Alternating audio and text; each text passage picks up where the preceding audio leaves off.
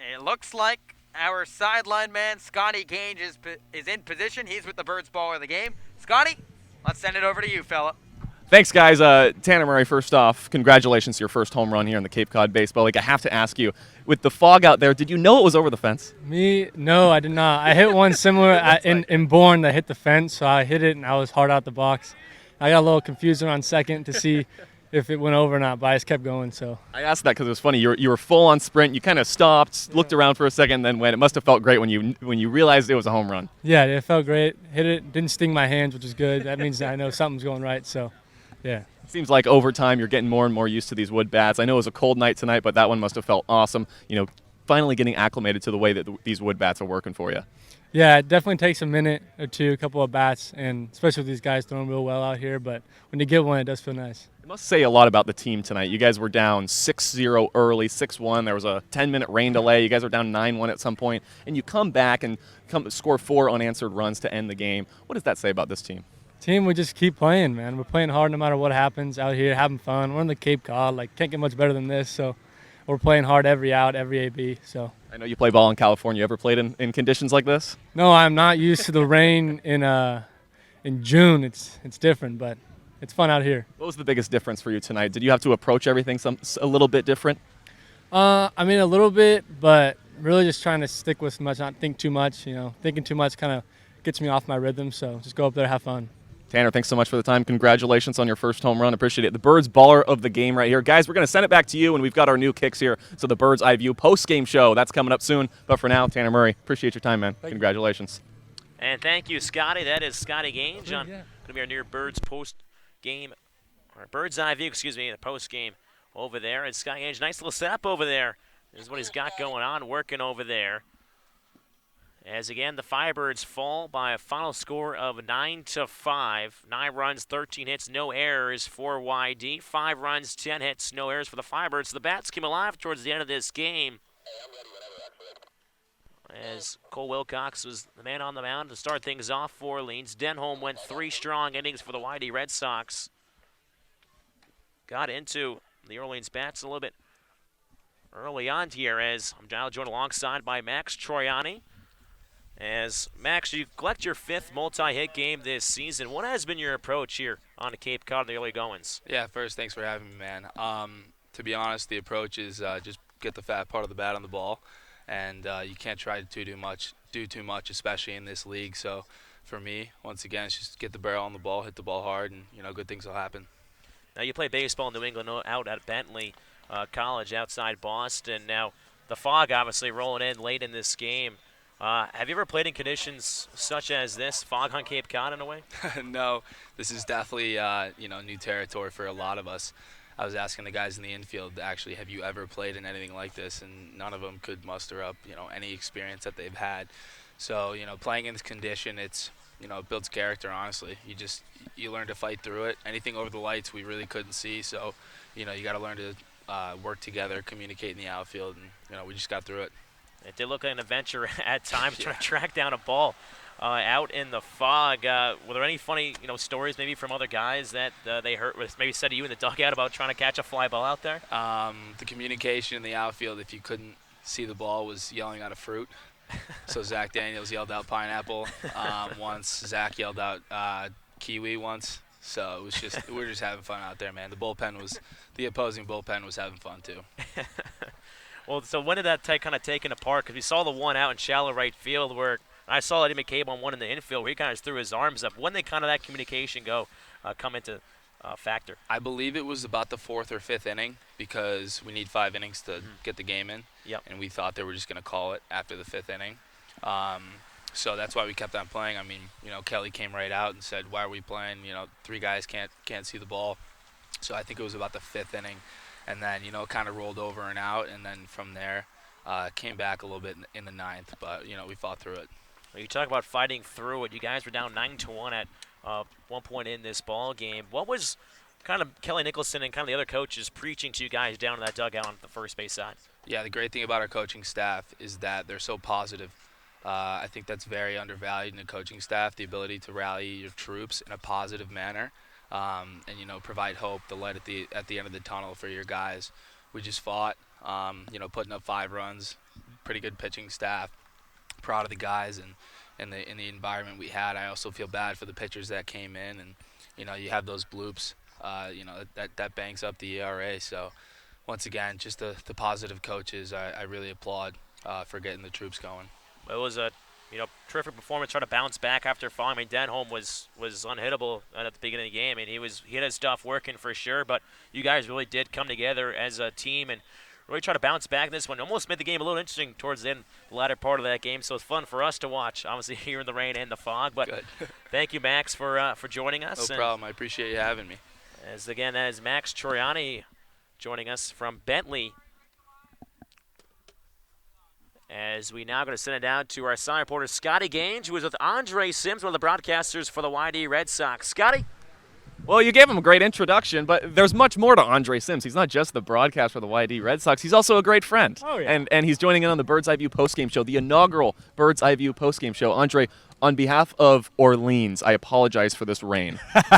The fog wasn't as bad as it was that we had in Chatham last night. At least we got the game in today, so I care more about that than a little bit of rain. Our computers still work, and that's really all that matters. That's fantastic. I know you guys' broadcast went out in the third inning, Yeah. the third, fourth inning rain explosion. But I got to ask you, being on the kind of YD side, seeing the game from a different lens, we saw Orleans struggle and come back. But on the YD side, what did the game look like to you? It's kind of the tale of two games, and this YD team is a very potent offensive team. They're among the best in the Cape in a host of offensive categories, and we saw it with the big inning. They've really been able to jump on pitchers early in this game. But on the flip side of that, the bullpen of this team is shaky, and that was why Orleans was able to slowly chip away at this game, is that they don't have that sort of shutdown arm out of the bullpen. They allow things like this to happen. We saw it in the game last Sunday against Cotuit, game 2 of the doubleheader. They had a 4-run lead going into the final frame, ended up giving up 5 in the inning, had to come back, ultimately tied that game. And so getting the last few outs of the game is something that's proven difficult for this team. You mentioned the pitching and how it's been difficult for this team, but something that hasn't been is the offense for YD. It's just been outstanding. 8 runs against Orleans, that was last week, and 9 runs against Orleans today. What's working so well for them? It's just production from top to bottom in this lineup. It's not a top-heavy lineup to where you get to 5, 6, 7, and 8, and there's a drop-off in talent. There have been multiple games this season where 7, 8, and 9 have really carried this lineup, been able to turn lineup over to the top, multi-hit games, multi-RBI games, and so there really is no rest for the weary for opposing pitchers, because you get through guys like Austin Wells and Noah Campbell, and you got guys like Wyatt Young, who's hitting close to 300, waiting for you in the 7 or the 8 hole. So a lot of depth on this team. On Orleans' side, obviously Cole Wilcox, not the best day to be him. He was off, missing his location, and it was just early. The first 20 pitches, it seemed like it took an hour for him, and he struggled. But it seemed like after that, the relieving crew, they came in, they did a good job for Orleans and slowed down the YD batters. What did they do so well tonight? I think the biggest thing was keeping the hitters off balance. This is a team, especially when they're working ahead in the counts, which they were doing a lot against Wilcox, they're able to sit back, wait for their pitch, see it, and hit it. And the pitches weren't coming in the latter parts of this game. The bats were really kind of held at bay simply because they didn't have the timing. They weren't working in 3-1 counts, 2-0 counts, that they could really take advantage of easy pitches to hit. They were really being forced to guess, and they were guessing wrong a lot. Andre, you have 25 straight games. You just said they've had so many fog outs, so many rain outs. It's good you guys got this one through, but you're going to get some vocal cord exercises in or something? You're going to need to. A lot of hot soup, and I don't even drink tea, but I'll probably start drinking tea. I don't know what it is, but 25 straight. We got 2 doubleheaders next week, one on Sunday, one on Tuesday, so it'll be a lot of baseball. That's a lot of baseball. Sounds like a lot of fun. You're a lot of fun, Andre. Thanks for the time, man. Oh, we're having a good time down here. Guys, we're going to send it back to you. We're going to get our next guy in here for the Bird's Eye View post-game show. Andre Sims, pleasure hanging out with you, buddy. Of course. All right, cool. Thank you, Scotty. Watch out for the 2 Sun Devils over there. I can recommend to Andre maybe a cup of clam chowder or something to get inside. A cup of clam chowder to keep that voice going. Again, that was Andre Sims, good friend of Scotty Gange, our silent reporter at Arizona State, but also the silent reporter for the broadcaster for the YD Red Sox. Yeah, YD, they mentioned during that discussion, YD hasn't played a game since Sunday. They were fogged out in the middle of the game yesterday in Chatham, which is always a spectacle. That's what makes the game so great. One of the only places in the country where a baseball game can get fogged out. You don't see that every day on the Cape, as take a look around. Again, the scoreboard around the Cape. Again, we went through it earlier in the game, but Cotuit and Bourne were postponed after Doran Parkout and Bourne was unable to be on a playable surface. Brewster in Chatham, after 7 innings of play, was called, tied at 5. Hyannis and Falmouth has only played 4 innings at McKean Park. Of course, the Firebirds were there yesterday with a defeated the the Harbor Hawks 4-0. Harwich defeating Wareham 4-1. And of course, final score here at Eldredge, Whitey 9, Firebirds 5. Now we're going to send over to our side reporter Scotty Gange, who's alongside our other broadcaster, Josh White. Scotty, what do you got for us? Continuation of our Bird's Eye View post-game show. Thomas, thanks for kind of filling the time and keeping us engaged here in what happened today. And Josh, I know you were just right next to him pretty much all game long. I need to hear your immediate reactions from tonight's game. Obviously a weird and wacky game. Thomas and I were talking on the air that I don't think we've played a game yet this summer. And it's only 9 games through, but it's almost a fourth of the way there, the regular season, that hasn't had a weird or wacky twist at some point throughout the ball game. Obviously, tonight was the 10-minute rain delay, then the fog, then it was Kelly Nicholson, who might be the nicest man you're ever going to meet on the face of the earth, was saying, hey, let's be smart here, let's care about the kids and their safety, just trying to get this game and in a timely fashion, but also keep everyone safe.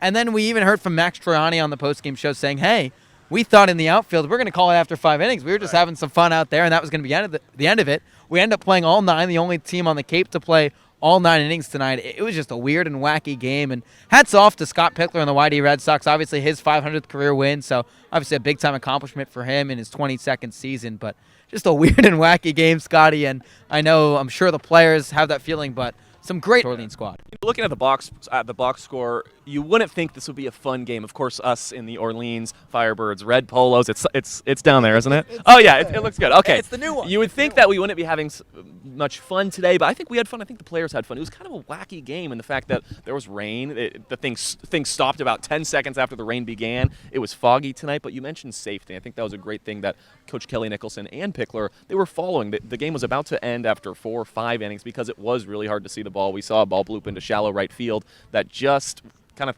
formed a triangle of guys not really knowing where the ball went, but it was good to see at least the concern for safety, but obviously it was great to play 9 innings tonight. Yeah, obviously that should be the main concern here on Cape Cod. It's not about wins and losses, and Kelly Nicholson always talks about it. It's developing young men, and the other thing that comes into that is making sure that's in a safe environment, whether it's rain or fog or whatever it might be that night. Tonight it was fog, almost as thick as Veterans Field last night. That's obviously famously known around Cape Cod, but they were able to get the game in, didn't go the way the Birds wanted. You talked about, that word that it wasn't as bad as I think a lot of people would have walked away with. When you look at the box score, okay, they lost by 4 runs, but this team, you learned a lot about them tonight. You learned that they're not going to give out, that they're there for each other. The effort by the bullpen on the second half of the game was spectacular. They didn't allow a run from the 6th inning onward. The offense scored in 4 consecutive innings. That's some really good signs from a team. You erased that first inning, and obviously you can't just say Orleans is going to win, but it shows that this team really has some grit to them. I find this game had 3 main highlights. The first one was, of course, the fact that grit. You talked about they were down 6-0, 6-1, 9-1, and they make their way back into the ball game, make it at least a ball game. The second one was the home run by our guy Tanner Murray, and the third one we haven't touched on. Michael Hobbs on the mound, 2 innings in relief, just outstanding. His 3rd appearance, he hasn't given up 1 run all season long any runs all season long, for the Firebirds. He was outstanding tonight. Yeah, if you don't mind, I want to piggyback on that third one as well. Cam Fields as well, 2 shutout innings for him as well, and just the way the bullpen between the two of them pitched was outstanding. Obviously, Cole Wilcox wasn't at his best tonight, and he's one of the pretty much best pitchers on Cape Cod, probably top 5, top 10 at the very worst. He's going to go try out for Team USA, but between what Hobbs and Fields were able to do on the mound, it was good to see, especially for Fields, a bounce-back performance. So you touched on Murray, his first home run of the summer, hit it over the left field fence, not necessarily known as being a power hitter, but hit it through the fog, through the rain. That must have felt pretty good for him. And then, it's just the resilience and the grit of this team. It tells you a lot. We're only 9 games in, but this Orleans squad seems to have clicked early, and Tom Holliday of Chatham always talks about it. This isn't a team yet. It's still early on. We got to figure out who wants to be here, who doesn't, who's going to get close, but through some rainouts, some wacky games, you can see this team start to click.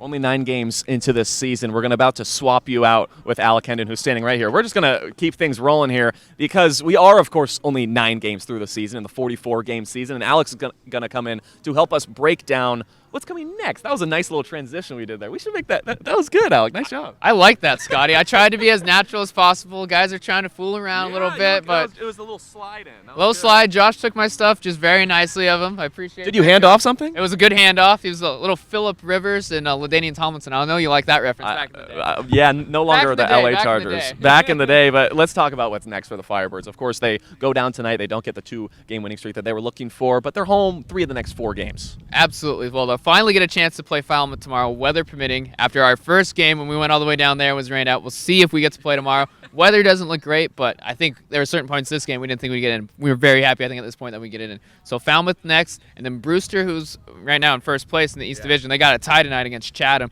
So a lot coming up on tap, but obviously I think we're all excited to see Falmouth tomorrow. We haven't got to see them yet. I think they're hoping that they don't have to do what we did and drive an hour and not get to play a baseball game tomorrow night. Yeah, you mentioned we don't really know much about the Falmouth Commodores. Nobody really does. They have so much rain over in Falmouth and so many delays and postponements that they haven't played that many games. And Brewster, we know all about them. They've been dominating all season long, and they beat the Firebirds last week at home this past Saturday. But let's touch on Falmouth before we move on to Brewster. It's a team that, again, we don't know much about, but Orleans is going to take them on here tomorrow. Yeah, absolutely. I think the Firebirds are going to have to try to get this one out of their system. YD, for some reason, they've had their number, but I think I just talked to Matt Troop after the game, and he talked about how great a job the bullpen did after it was a tough start for Wilcox, and then Tim Miller had some really, really tough luck. That was really the height of the fog settled in, and then we were all, I think, a little bit confused, but the bullpen did a good job settling in. The offense was able to score late, so I do think they'll have some momentum tomorrow heading into Falmouth. Yeah, it's funny you mentioned the momentum because in my time walking around the field today, of course they're down runs, but they all looked okay. They looked like things were just all right. You know, they're playing baseball. They're having fun out here. We talked about how fun it was playing in the rain and the fog earlier in our bird's eye view post-game show, but the guys are feeling okay, and I think that's a good sign for tomorrow. Absolutely. They're competing. They're playing hard, and I think most of all, they're having fun. Like, being down 9-1 is not fun, but when you're able to battle back and make it a tough game, it also made YD empty the bullpen. They really had to earn this victory despite what it looked like they were going to do early when they took that 5-0 lead early. So not much going right tonight for the Firebirds, but I think, Scotty, this is my favorite thing about baseball. I think if you ask them, it's the favorite thing about baseball. There's a game tomorrow. We'll get a chance to turn a page tomorrow. There's always a game tomorrow in life, Alec, Absolutely. And there's a game tomorrow for the Firebirds. That's going to wrap up our Bird's Eye View post-game show for Alec Henden and everybody that joined us in here. We appreciate them. I'm Scotty Gange saying goodbye, and yes, there will be a game tomorrow. We'll see you tomorrow, guys.